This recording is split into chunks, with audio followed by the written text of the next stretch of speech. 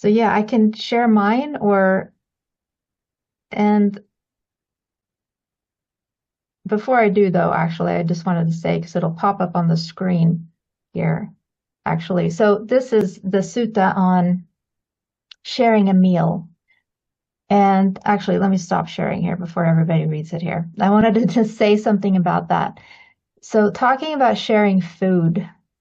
So if you think about this body that we have, it requires so much constant care and attention. And some suttas refer to the body as a burden in a sense that you have to constantly feed, sometimes medicate, bathe, take care of any problems. And um, it's a lot to do. So we are really, most of us here are probably very lucky when it comes to food. I hope everybody here has plenty of food.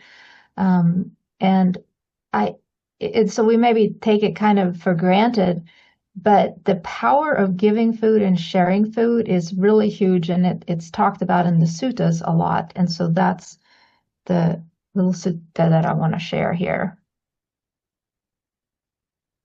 And I shared this with some people. There are some people who donate a monthly grocery offering to us. And so this year I just shared this with those people just so they would see the incredible benefit of giving food.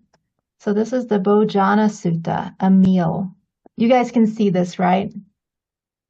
Yep, we can see it. Yes. Okay, great. Thank you. Okay, so in giving a meal, the donor gives 5 things to the recipient. Which 5? He or she gives life, beauty, happiness, strength, and quick-wittedness. Having given life, he or she has a share in long life, either human or divine. Having given beauty, he or she has a share in beauty, either human or divine. Having given happiness, he or she has a share in happiness, either human or divine. Having given strength, he or she has a share in strength, either human or divine. Having given quick-wittedness, he or she has a share in quick-wittedness, either human or divine. In giving a meal, the donor gives these 5 things to the recipient. The prudent person giving life, strength, beauty, quick-wittedness. The wise person, the giver of happiness, attains happiness himself. Having given life, strength, beauty, happiness, and quick-wittedness, he has a long life and status wherever he arises. So, with that, in my experience, also in giving food also especially to monks and nuns is a really amazing thing. And if you haven't had a chance to do that, maybe the next time you come to visit and we have somebody who's a monastic here, let us know that you'd like to do an offering. It's really wonderful to go and offer food to a monk or nun. You go up with both hands. Maybe they have their plate at the table. This is how we do it here anyway. And you just kind of set your hands underneath the plate at the table, and they touch the plate. And in a sense, they say something like sadhu, sadhu, sadhu. And they're blessing you for giving that food. And I've had one experience when I went up to one of the monks here and offered like that. This incredible, it's like my head just popped up. This incredible uplifted feeling just happened right then. So when you come to visit, certainly if you ever want to participate in that, let us know, because it's a really great opportunity. Or wherever you live, if you have that chance, it's just such a good thing to be able to do. And I think it's clear from the suttas that whatever we give is kind of like what we're creating for ourselves in the future. It really kind of says that, you give this, you're going to get that. So if you give a dwelling, you get a dwelling. You give food, you're going to get food. You give clothing, you're going to get clothing. You give kindness, you're going to get kindness. And we can all see that in our kind of interactions in life. So, Yeah, Kirsten, if we could stop right there. I think that yes. the suttas, it's very interesting because it's not just about giving, giving some food and stopping there. It's like uh the doctor. He gives you, you don't feel well, so he gives you a medication. Well, he's giving, and let's say he just, he just gives it to you. He gives you some samples or something. So it's free, a real gift. And so he gives that to you, and it doesn't stop there. So what that does is it creates health in you, and it creates a feeling of wellness. And so it's giving you the gift of many things, and your body grows, and a body is happy, and now you can live your life, and you can take that vacation, and you can go back to work, and it gives the gift that's not just a little pill, but it's a pill that has all this potential in it. So when we give food, we're giving health and life and long life and all those things that come along with healthy living and et cetera. But I think that's pretty interesting. It goes down the line here. So all right. Yeah, it's like a seed, Yeah, little seed being planted, that becomes huge. yeah, But do you think we want to maybe invite people to share uplifted generosity stories, Donna sure. stories that they have, or times that they had a lot of joy from giving or received something? Even receiving and being joyful when you receive is actually a really great thing to do, because that sort of blesses the person who's giving it to you, because it's going to make them happy when they remember your smile when they gave that thing to you. So any kind of Yeah, if anybody has any comments, just jump yeah, in. I think it'd be fun to hear some things. Anything that made you particularly happy, um, or a story that you wanted to share. We saw, we were driving over to Walmart as usual, and we saw this guy, a panhandler, and it said, what did he say? It sucks asking for money, uh, But yeah, something like that. but please help. It was funny. So yeah, somebody was uh, okay. So Louisa, I give the most money to food pantries. Yeah, yeah. You're giving the food out to many, many people at the same time. Giving to others leads to unimaginable future benefits. Sure. Uh-huh. Uh-huh. Yeah. And it's hard to do that. It takes effort to actually go out and give something. It's easy to not give, but it's hard to give. And so, and as the Buddha said, once you give, don't stop there. Give another gift. But anyway, David, yeah, Thanks so much, David, for sharing this topic and your wisdom with us today. It's been really valuable because I find probably back in the Buddha's day, but I only know about our day, um, stinginess and uh, out of fear, wanting to protect ourselves and accumulate wealth for retirement and all that kind of stuff. So we don't really have family members that look after us anymore, the way they used to back in the day. That the practice of generosity is just such a powerful way of releasing that clinging that we have, because we cling to our safety and our well-being so much that uh, you can notice it when you notice in your mind, you maybe have the thought, oh, I'd like to be generous or give something. And then you're like, oh, but what about? And, the mm, story unfolds from there. Whereas, yeah, if in a moment of mindfulness, you're able to notice that mind come up of that stinginess, I'll call it, in whatever form, whether it's giving money, time, even I think of when my kids ask me, hey, Dad, can I get a ride? And it's like, but I've got plans and now you're fouling things up and whatnot. And really, it's an opportunity to be mindful of opening your heart and feeling the joy that comes from that and really kind of savoring and relishing that joy of giving, whether it's money, time, your wisdom, your heart, whatever it is.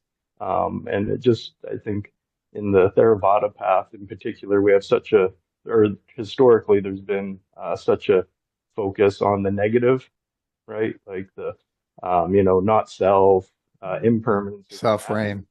Yeah, exactly. And we really forget about it's a path of joy and happiness and cultivating that. And like you said, I know I've been guilty in the past of the anonymous donation because I'm like, oh, I don't want to, get puffed up myself or have people look at me and that kind of thing. When it's really like, no, you should be celebrating your merit and rejoicing in that. So yeah, I really appreciate you sharing that. That was fantastic. Wonderful. Great. Anybody else? Jeanette? Yeah. Jeanette. I can figure out how to put up my hand. Mm-hmm. I live in Argentina where, people are, struggling even more than other countries. And it's very interesting because somebody told me never give anything that you're not willing to lose. And so that was important for me because if I give money or give whatever it is, it's free. I have no expectation of receiving anything in return. And often I have to hide so that they don't return something because, people want to get, and I have to say, or just thank them, but, kind of I don't know how to say it. My gardener, for example, got his leg he got dengue and had to get his leg severed. Mm-hmm. And so suddenly this young man who's about 39 found himself in the hospital with only one leg and a leg and a half. And so I thought, well, what can I give him? So I contacted him. And I contacted various friends. I said, how about a guitar? What should I give? What kind of thing? And finally, I was so confused, I just gave him $300. And he was able to do a lot with it, which I couldn't have done. Like he purchased a wheelchair and an iPad. And then later I actually funded him to actually get a better leg, a prosthesis, because I guess what they offer him here is wooden, and what he needed as a young man is something a little better. But the point is, I let him go. I don't really want, any thanks because that would be too difficult for me. That's my experience. You ask experiences. I don't know if they're right or wrong, but that's my experience. Yeah, no, that's perfect. That's perfect. That's great. And it shows you how money is just simply it's the seed. You can, create whatever you want with it. That's kind of funny like that. But yeah, wanting to get stuff back in return, wanting a thank you, of course we all want that. And, when people give us things, we should thank them. But sometimes people don't. Well, that's just 6R, that response, and just, rejoice in the gift. I think there's a difference between gratitude and thanking. Like if someone's grateful, I'm very happy, then just just go with it. I find that's easier for me.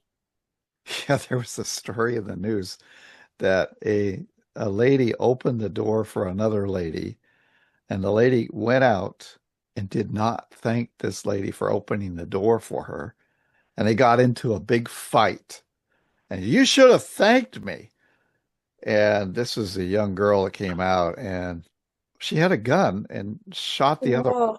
Oh la la. So please don't shoot people that don't thank you for, not a good thing. Sandy. Hi, David and Kirsten. Hey. Long time no see. Yeah, how you doing? Yeah, good. And thank you very much for leading this great topic. I just wanted to share a little story with you. I was in India 14 years ago, and it was just, for those of you who've been in India, there's just so many people who need money and are asking for money, Yeah. and it's a little overwhelming. So I was struggling with that. You know, I can't give to all these people. So then I just started not giving to anybody. And I was on the train, and you know, there, for those of you who have been in India, there's these groups of what in the West we would call of trans people who come on, and the Indians kind of view them as almost like living devas. And anyway, this group came on, and they come on, and they asked for money. And there was one specifically, and I'll never forget. They looked right into me, and they just made this little gesture like this. And from that moment on, I've always given a little bit. Even, you know, no matter if it's a panhandler here in America or wherever I am, if I have change or something, I give something. And really, and the message to me was that it's the giving is the most important thing, not the amount, you know. So yeah, for sure. Yeah, there's some things that I've read in the suttas where it really didn't matter how much it was. It was just the act of doing it. And it goes to the point where the king would offer food to the Buddha, but then all the cooks and the people who would actually offer the food to the Buddha got more merit than he did, and he paid for everything. And he kind of groused about it and says, well, why are they getting them? Well, you're not doing the work and actually offering with both hands to the monks. Right. But I had oh boy, if you go to India, forgiving is just a huge issue. I went to India first time with a bunch of Vipassana people, and we would talk at night about, what do we do? You know, do we give? Do we not give? How do we handle this? You know, because we can't possibly feed everybody, or, you know, because you got these little boys, they come, hello, where are you from? America. Oh, America. Oh, it's a great country. Oh, and then, hey, money. And so of course, you know, they know what they're doing. But they also, and then you have the issue, they're working for cartels of givers, and, you know, they take the money back, and they don't get anything. So you have all that issues going on. But I think you're right. Just give something to everybody, a little bit. But I remember I was in Bodh and I had a bunch of candy. I thought, God, I love doing what you're doing. I mean, I give to everybody.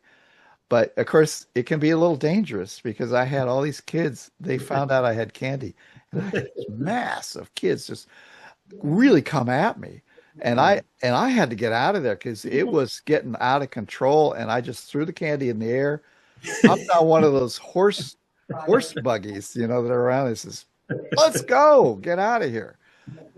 It was hilarious. Yeah, right. Hilarious, but candy everywhere. Here we're encouraged to give food, but if we do, we should open the wrapper or they'll sell it for drugs. So that's really? the thing. So even in India, I give people, I travel, you know, I'll have a bunch of oranges or apples or something, and I just pass somebody something.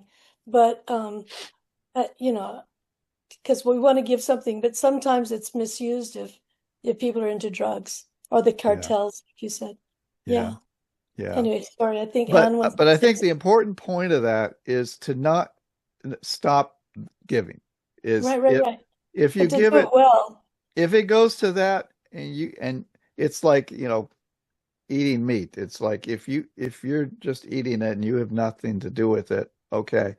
But if you know it was killed for you, you know, then don't do that. But and if you know that gift is going to buy alcohol or to buy whatever, you know, of course, don't give it. But if you don't know anything and it appears innocent, then give it. You know what? Let the city figure out the homeless people. Let them figure it out. This is their job. We pay them money. If somebody's there, you know, we can give them some money. But I know everybody says, don't give because then they'll come back. Well, you yourself, you need to make merit so you can get out of the samsara, because you don't want to end up on the corner like them because you did something wrong. We need to attain nibbana. So we're going to take the opportunity to make that merit to get out there. So see, you start talking about India, it's just endless, all the issues that are going on. It's great though. Anne, yeah. Well, one of the most valuable things we have to give is our attention and our time. And one of my sisters struggles with some health issues, and I help her through those, and then I lay off because people want to do what they want to do. You can't boss them around. But then she needs help, and I go over there and I realize how, as people get older, they get very disorganized. Things start to do, because they don't have energy, and they really do need help, but nobody wants to ask. And I'm kind of struck whenever I go where she's staying. She's in a retirement center that has HUD housing, and she lives in the HUD housing because she doesn't have any money. And, they all have, it's such a mess. People have these dogs because the dogs give them a lot of emotional support. But my sister's current dog is too much dog. It's so energetic. It's a young dog. It isn't house trained. Her apartment smells like urine. It is really, and she's got an autoimmune disease. So it's coming back. So I'm thinking it's time to give her more time and attention. I laid off and I try not to get too in, because it is a vortex. You can get sucked in more than you should, but sometimes people need it. Your animals need your time and attention. Why are they limping? You have to attend. And that, I feel like that's a generosity, and everything is clamoring for your attention. And a lot of things that don't deserve your attention are getting it. But anyway, I think it's as valuable or more so than money. So I just want to put a plug in for that. Help your people, help your old people.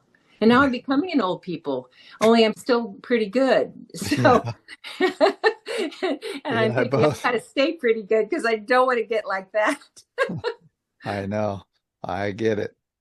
Well, that's why we follow precepts, and we give, and we do everything we can to avoid getting old.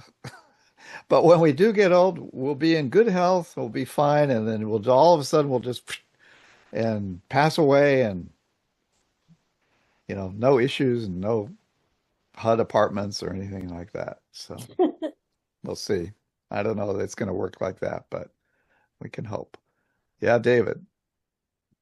Well, and just to riff off of what Anne said, and I really appreciate her bringing that up, because I know as a parent, just from things I've read and learned over the years, that you can take kids on ski trips and to Mexico in the winter and all that stuff, and really that doesn't matter as much as giving them your undivided attention.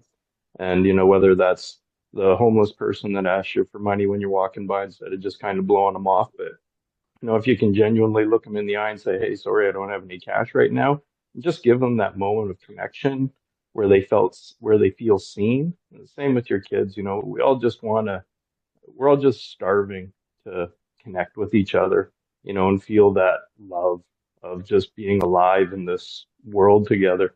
And I think beyond money, beyond anything, just that time and presence is like she said, the most valuable gift we can give one another. Just want to share that. After about 4 years in internal medicine, where people are down the road with their various diseases and they're needing more and more complicated medications and everything, at some point I realized there's not enough medicine. It's what they're really benefiting from is really being listened to and heard. You're not just go check on the boxes. If you take the time to listen and get them and just bring presence. I feel like bringing my presence into the moment that seemed to be, I started really getting how important that was. More than any drug I could ever prescribe, is really being present with them and hearing them in their moment, because a lot of people feel like they're on a, next, and they don't feel seen, and they don't think that what they feel is important to be told. They don't want to ask questions. They don't want to be any trouble. And they really need some attention, more than drugs, more than anything. So I'm just, after all of those years of giving medicines, I feel like the best medicine, well, loving kindness. Doesn't it boil down to that? Yeah. Okay, we're gonna keep going with the sutta here, I think.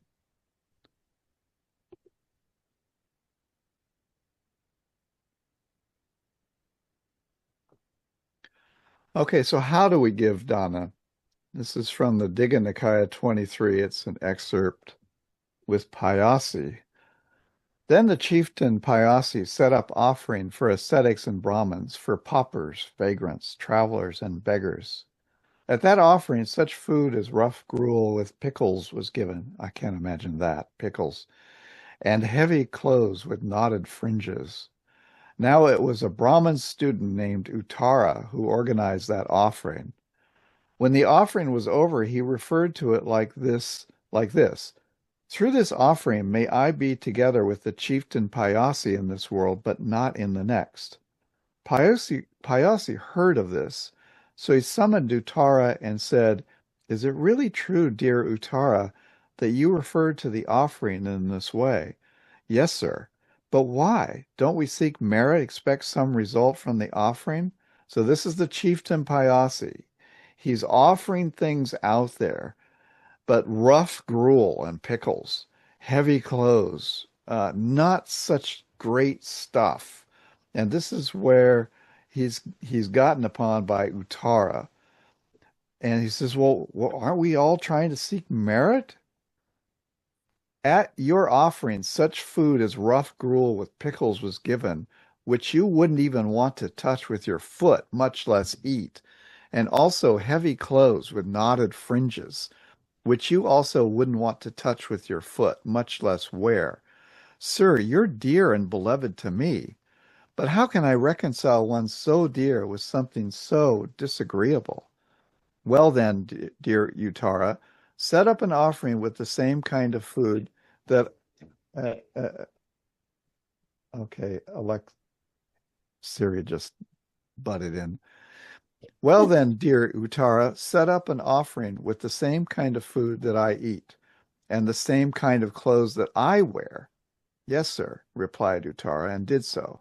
So the chieftain Payasi gave gifts. He did it again. He gave gifts carelessly, thoughtlessly, not with his own hands, giving the dregs. When his body broke up after death, he was reborn in company with the gods of the four great kings. So he still got the benefit of giving. But he was in an empty place of acacia. But the Brahmin student Uttara, who organized the offering, gave gifts carefully, thoughtfully, with his own hands, not giving the dregs. This is how he offered things. So here's what you offer and how you offer. When his body broke up after death, he was reborn in company with the gods of the 33, which is a much higher realm. Now, at that time, Venerable Gavampati would often go to the empty acacia palace for the day's meditation.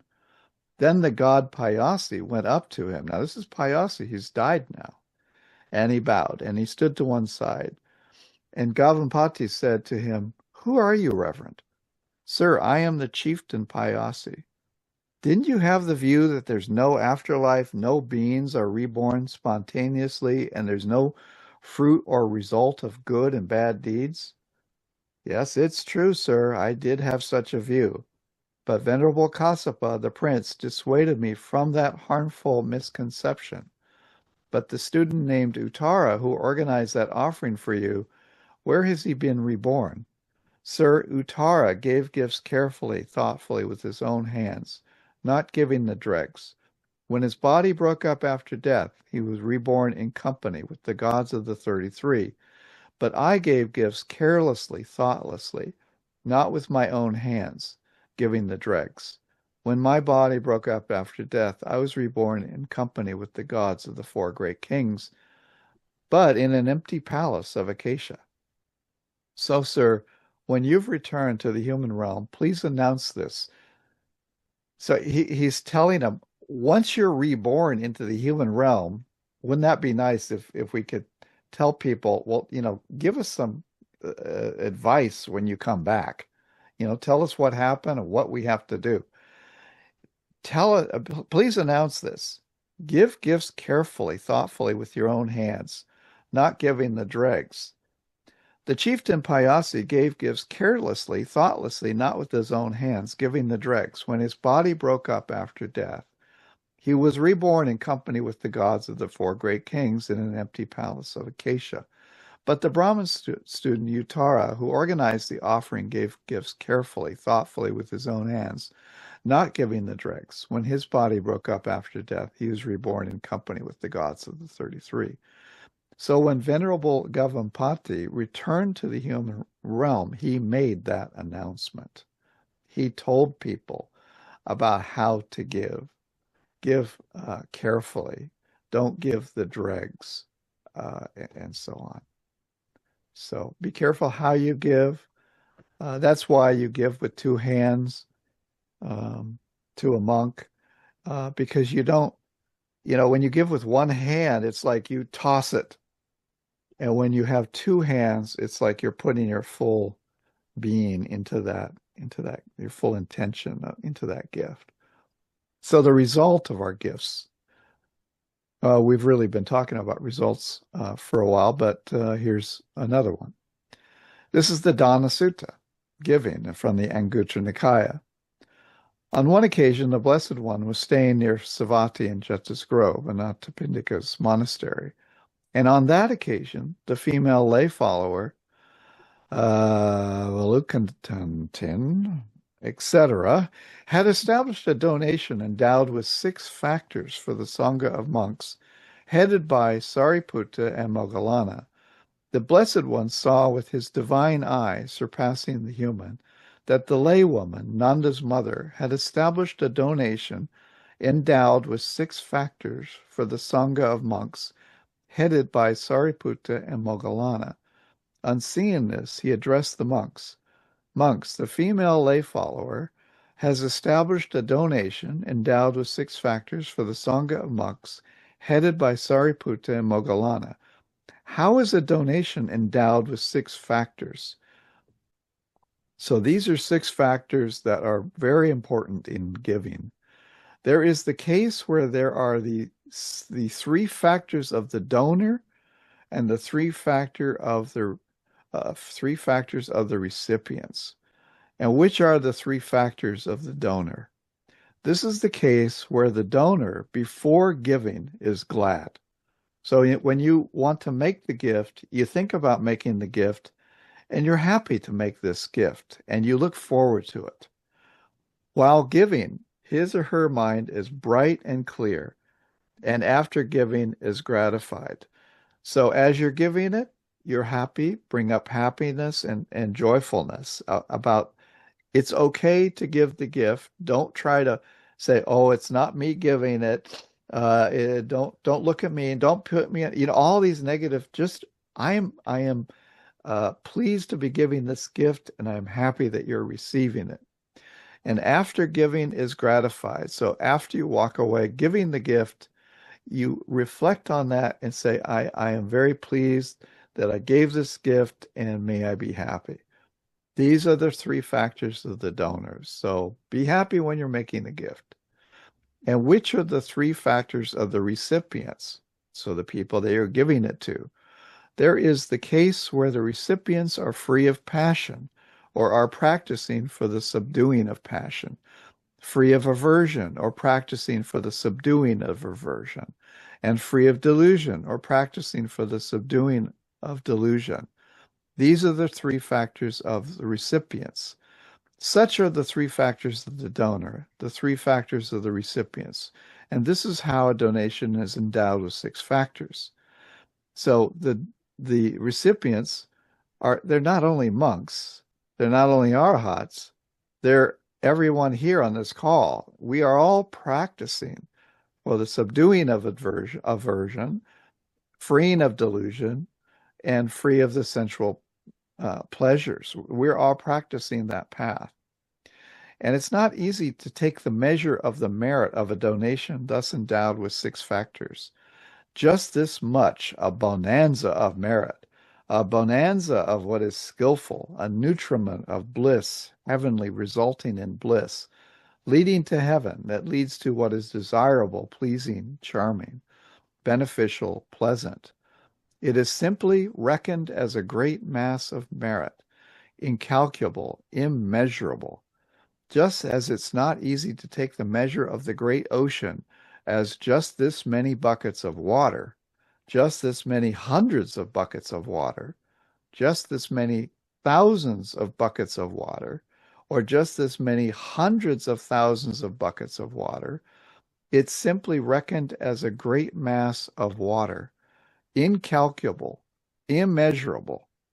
In the same way, it's not easy to take the measure of the merit of a donation thus endowed with 6 factors as just this much, a bonanza of merit, a bonanza of what is skillful, a nutriment of bliss, heavenly, resulting in bliss, leading to heaven.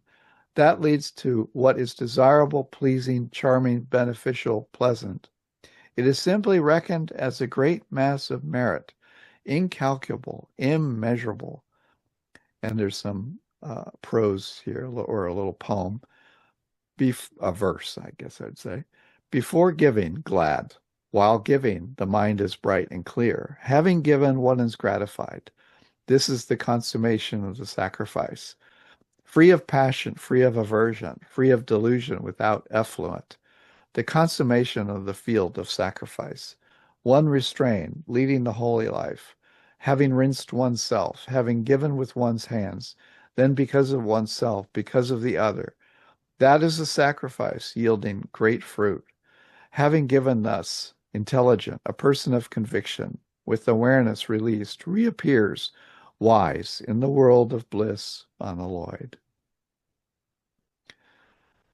So make giving a happy occasion.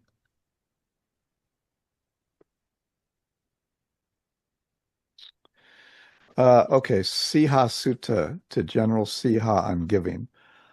I have heard that on one occasion, the Blessed One was staying near, you know what, I think, yeah, I'm going to go down to the last part of this, because we're running over here. This is the Master Weaver, Maha Pesakara Sutta. And this is from the Peta Vatu. This is where we get a little bit more spookier as we get into Halloween, of course. A monk sees a ghost and discusses his experience with others. Monk: she eats excrement, urine, blood, and pus. And he's talking about a Peta. Why does she do this? What has she done for her to have always to feed on blood and pus? New clothes, which are very clean, soft, and beautiful, turn to hard metal plates when they are given to her. What bad karma has this woman done? Man: she was my wife. She was very greedy, mean, and never gave to anyone. When I offered gifts to monks, she would insult me. She cursed me, saying, "As you offer food, let this food return to you in the form of excrement, urine, blood, and pus. As you offer clothes, let these clothes return to you in the form of metal plates. Be careful what you wish for. Be careful what you wish for others." Since she had this evil mind, she now suffers in the ghost world, eating filth for a long time. So when other people give gifts, don't say anything if you feel that there's something negative to say about it. Be quiet. You don't want to end up as a ghost. I'm sure we will not. There's many stories in the Petavatu about giving and how when one doesn't give and one's stingy, ends up in the lower realms. And you can find out more about that when you come to our retreat with Venerable Punadhammo, who's written a 500-page book on the 31 realms of existence. And we'll hopefully get through some of that during our retreat. So I'm going to end with the last little sutta here.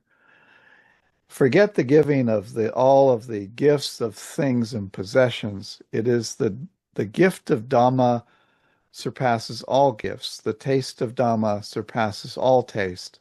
The delight in Dhamma surpasses all delights.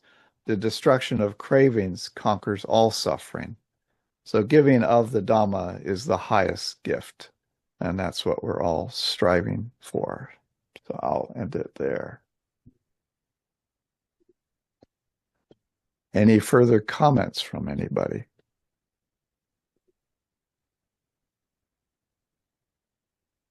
Kirsten, you had something, I think, one more thing that you wanted to bring up. I'm not sure. I mean, I had several other examples, but I think we're running a little late. Did you want me to say something about the retreat? Yeah. Right. Okay, so I know we've added one of the retreats on our schedule is to have the retreat with Ajahn Punadhammo this year. And I had the opportunity to meet him earlier this year and spent about 11 days at his place, his hermitage.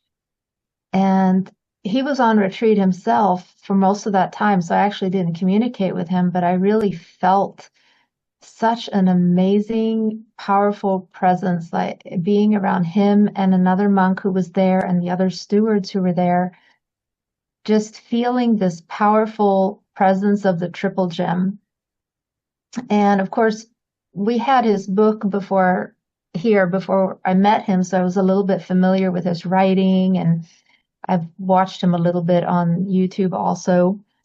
And meeting him, I spoke to him a couple of times. He's just incredibly humble and down to earth. And we're really excited about welcoming him here for the first time. And he's looking forward to coming here also. So if anybody was curious to hear a little bit more about him, that's kind of my take. And I guess that you said that when you were there, it seemed like everybody was practicing TWIM around you.